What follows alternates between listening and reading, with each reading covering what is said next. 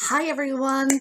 So, I can't believe I'm saying this already, but it's time to review 2019. That is insane. This year has gone so quickly. There's, been various things that have been happening. I took a bit of time off from my writing, but I'm hoping 2020 I'm going to get right back into that again. I wasn't very well in June, but I'm feeling better now. I had, some amazing trips. I went to Harry Potter studio tours with my mum, which I absolutely loved. I had some time in Oxford, which was absolutely wonderful. And earlier this year, I got reunited via Facebook with somebody who I haven't seen since I was about 5 years old. So it was so bizarre to be reunited, and I have this wonderful new friend in my life. So that's really really lovely. I'm hoping that 2020 will be a good year. But we'll just have to see, especially with what's going on in politics at the moment. Hey. Um, but anyway, let's just ignore that stuff and let's focus on the most important thing, which was my best and worst reads of the year. So, having gone through all the books that I've read and everything, I found that this year I've read 30 books, and that comes to 13,087 pages. Just a little bit under what it's actually 3 more books than last year, but it's fewer pages. So it's, and when I say fewer pages, it's only like by like maybe 200 or something. So, you know, um, but it's been a really interesting year, and I always do that thing that I don't think about the books that I have read over the year until I come to do these videos, these review videos, and I look at it and go, oh my god, how on earth am I gonna figure out the best and worst from this year? And I had an unbelievable range of books that I read this year. I mean, I've just got my list here on the side of my screen. I've got things like We Were Liars, The Great Gatsby, The Handmaid's Tale, The Long Song, Train Spotting, The Dry. All of these books I absolutely loved, and it's taken me a good hour or more to try and figure out my top 5, and even then I've got joint books for various places. So yeah, that was so I know that you could maybe see that as a bit of a cheat, but I'm like, I can't help it, I can't separate these books, I really can't. But my worst list was very easy, so I'm going to start off with my worst list. So in third place for worst was The Good Fairies of New York by Martin Miller.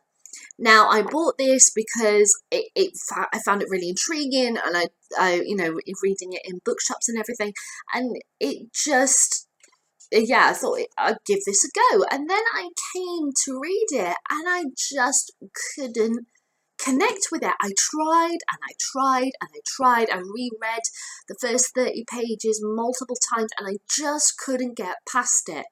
So because I couldn't finish it, I only read the first 30 pages, and only those 30 pages have been counted in my page count, just so you're aware. I think if I'd read the whole book, then I probably would have leveled the page counters last year. But yeah, because I couldn't finish it, it's coming in third place.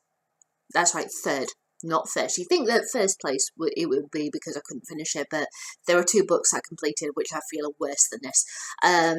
I might try and give it one last go, but I'm really thinking, my gut is saying it's not going to work for you. So number 3, it's The Good Fairies of New York.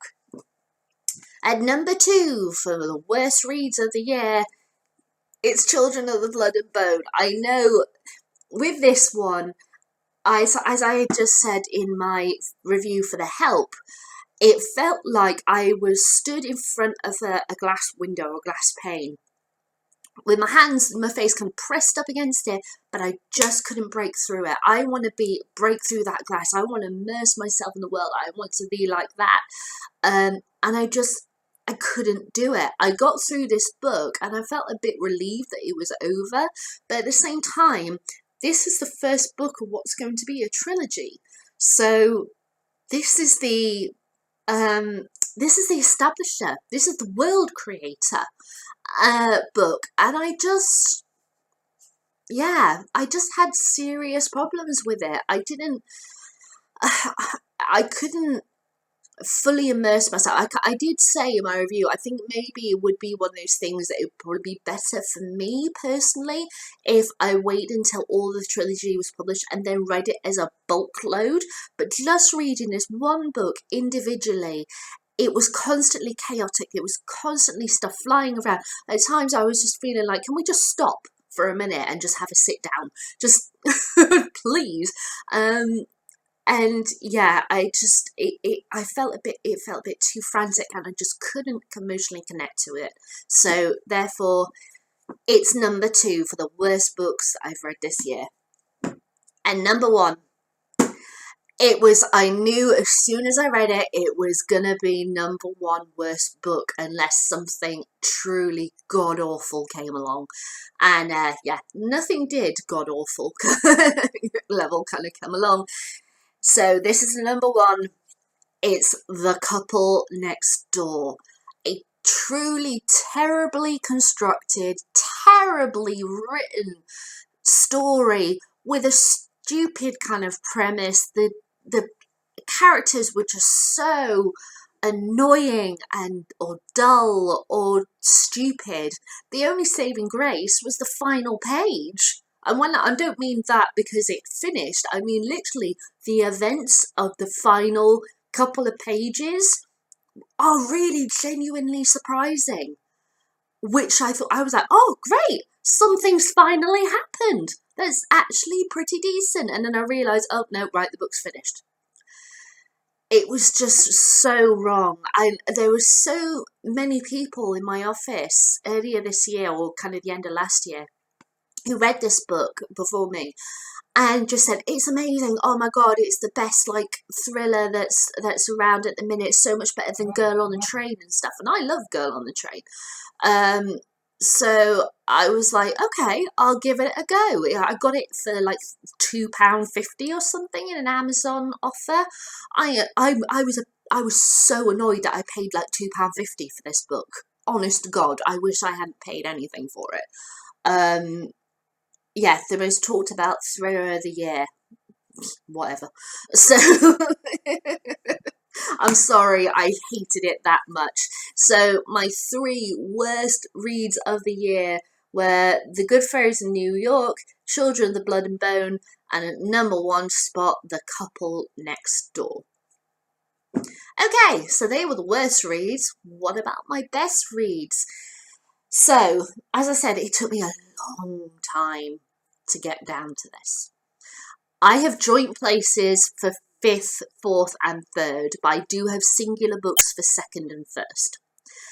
And this was so hard, guys. I'm not doing it as a kind of cop out, get out, as it were, by having these joint ones. It is literally, I couldn't separate them. It was so hard. So my joint 5th place is Animal Farm by George Orwell and Call Me By Your Name by Andre Ackerman. Now, 2 very, very different books, but they are both stunning.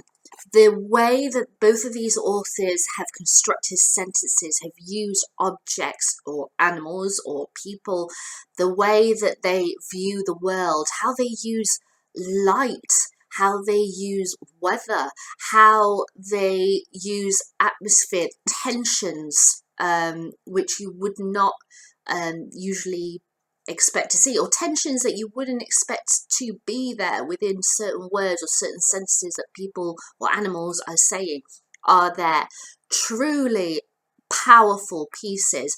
Obviously, political satire, Animal Farm has got some very dark elements in it, whereas Call Me By Your Name doesn't have dark elements, but there is an underlining currents and such of to do with the storyline and the relationship between these 2 men, one, a boy and a man, and they're stunning love stories set in beautiful in Italy. It's just, oh my god, I can, just as I said about the pane of glass not being right now, just talking about it, I can feel the heat of that area. I can taste like the lemonade and all that kind of stuff. It completely immersed me.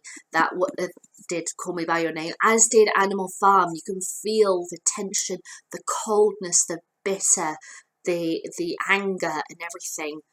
Two very powerful pieces, very different pieces, but stunning nevertheless. So joint fifth, their fifth. Can you imagine what I'm gonna say about the others? Call Me By Your Name and Animal Farm. Okay, joint fourth. Again, two very different pieces, but my god, they are such powerhouses. Trainspotting by Irvine Welsh and Ken Follett's A Column of Fire. Trainspotting is pretty much unlike any book that I've ever read before. How it is constructed, the beautiful, it's almost like poetry, explaining about drug addiction. Irvine Welsh has got this amazing ability to plunge you in the deepest, darkest parts of our society of locations and such, and find things that are funny, that are truly emotional, make you go through everything under the sun. And to do that in this deep, dark hell is unreal. Absolutely unreal. And I'd read Filth before. I felt a couple of years back, I felt like I had to read Trainspotting. And my god, I am so happy that I did. It was extraordinary. It was very emotional. It was beautiful. And I can't think of any other words to say. So I want to thank Irvine Welsh for writing Trainspotting. And yet that is joint fourth. Crazy. And the other joint fourth book is A Column of Fire by Ken Follett. Now you guys know how much I love Ken Follett's trilogy of Pillars of the Earth, World Without End, and then the third book, A Column of Fire. I was so super excited to read this. I had waited until the paperback version had come out because I need them all, the trilogy, all to be the same level on my bookshelf because you know I'm picky like that. So I waited and waited and I waited and I finally got hold of it. And my god, he didn't disappoint. I absolutely adored the historical characters that he used. He's always great at using historical characters and everything, but actual, you know, life people who are real, should I say, because they're historical. But the way that he paints them, the way he shows levels of society, the way he finds such human emotion in areas where we have, because of history, we kind of see like members of royalty, they have, you know, the way we always see them as the pictures, the portraits that they have. We don't necessarily see their human emotions. And Ken has got this beautiful ability to paint these characters with all of these emotions, especially in this book, Mary, Queen of Scots. My god, he was amazing painting her and her life and everything, as well as all the other characters as well. But I so respect him for the way that he respects his subjects, the way he respects, you know, the characters who are real. And there are events in this which happened, which we don't, as you know, historians have tried to figure out what started it and everything, and we don't know the answer. And he's done his own interpretation, which I love, how vivid he is with things, elements, the weather. He's just an extraordinary writer, and I will read this over and over and over again and adore every second of it. So, yeah, so that's joint fourth, Trainspotting and A Column of Fire. Then we go into joint third. We've got a couple of big books, and if you look back on the books that I've read this year, I think you're going to guess which ones they are. It's Les Miserables and Tombland. Look at those bad boys.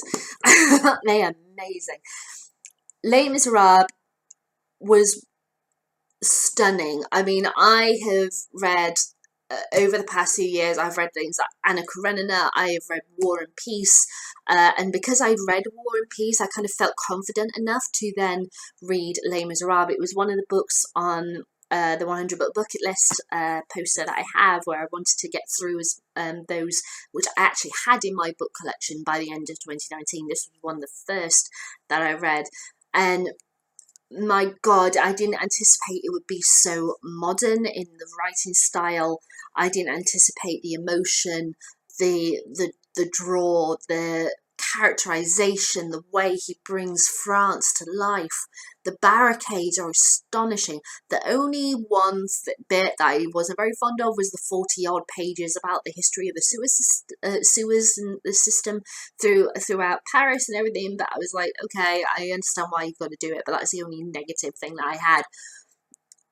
It absolutely blew me away. Yeah, I can't think of any more to say. And you know, I love CJ. CJ Sansom is just one of my favourite authors, and it's the most recent book of the Matthew Shardlake series. Again, just as with the Ken Follett one, I have to have all of my Matthew Shardlakes the same height on my shelf, so I waited and I waited and I waited and I waited for this book to come out, and I absolutely adored it. It's quite different than his other books, but it was so immersive, so thrilling, so wonderful, because it did look a lot more at the poor sides of society and everything, and I adored every single second I was in that world, and I was so sad when it finished. But it ended with such hope, and I really hope that we're going to get another book. I really want CJ to carry on writing these books, but I don't know. I honestly God don't know if he will. I haven't heard anything announced that he is planning to or anything. But we'll just have to see. But for the way it was written, it's so eloquently done, and Jack and Matthew, oh my God, I love them. They live in my soul. I absolutely adore them. And they're number 3. They're number 3, guys. So yeah, it just, I swear the reads that I've had this year have been extraordinary. Number 2 is Misery by Stephen King. Stephen King is number 2. Can I just emphasize that? If you saw my reviews of the 3 Stephen King books I read back to back, you know how much I loved them. But you know, the fact that Green Mile, which I read first, which I absolutely adored, didn't even make the top 5. Didn't make it. Can you imagine how hard this was for me? How hard? But I had to get Misery in my top 5, and it came in at number 2.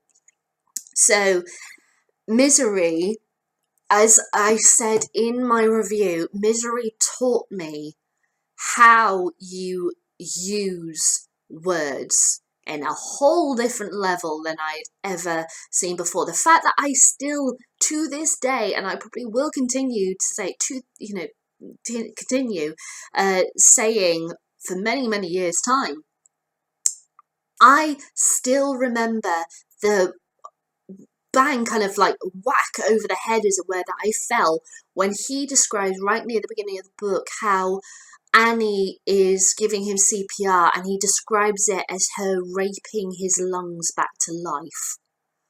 Like, there's so many sentences and such, so many sections where he uses harsh, like almost stabbing words where you wouldn't anticipate that they would be. It's breathtaking. I am in awe of the way that he has written this book. It was truly sensational. And yeah, it stayed with me quite a while after I finished it, and it was on my 100 bucket list poster. So number 2, I say that again, number 2 is Misery by Stephen King. But my absolute favourite read, and actually it's really kind of appropriate for what's going on at the moment, out of everything that I've read, and how, you know, how I've just talked about those books that I absolutely loved in my top 5, my number 1 favourite book this year was The Dry by Jane Harper, set in Australia during a terrible drought, and we know what's going on at the moment in Australia with those awful bushfires that have been happening. You know, all my thoughts and everything to the people in Australia going through those at the moment. Oh gosh, it's so hard to watch the news, seeing all those images of fires and everything, and people fleeing for their lives. You know, as I said, my thoughts and everything for you guys. And this book is set during a very heavy drought and bushfires and stuff in Australia. I'd never read Jane Harper before. I bought this years before, but I just shoved it on my bookshelf and never got around to it. And then I read it. I was like, why did I do that? Why? I wanted to apologise to Jane for not having read it sooner. I felt I was there. I was completely immersed in this mystery. I adored, and when I say adored, because I've used it a few times now with doing this video, I really bloody mean it. I'm a British person saying bloody, you know I mean it. I was so in awe of this piece of work. I am so excited for the film that's going to be coming out in 2020 with Eric Bana. Finally, I'm so excited to see it. It's going to be, I really, really, really hope it's going to be a really good film. I felt everything, both atmospheric and emotionally. I adored the characters. It pulled the rug out under my feet multiple times. I cried for the characters. I really want to go back to that world. I'm going to have to get Jane Harper's other books and read them.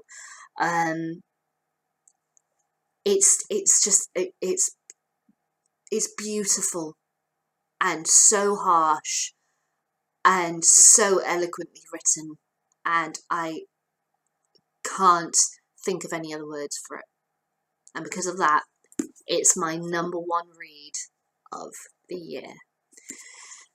So, just to recap, because I recapped the worst, number 5, it's Call Me By Your Name and Animal Farm. Number 4, it's Trainspotting and Column of Fire. Number 3 is Les Miserables and Tombland. And let's just see how many more books I can stack before my wrist gives out. Number 2, it's Misery. And number 1, it's The Dry. So those are my top reads of 2019. Oh my gosh. So what's 2020 going to bring? Well, I'm going to do a separate video for that, along with showing you the books that I've got for Christmas.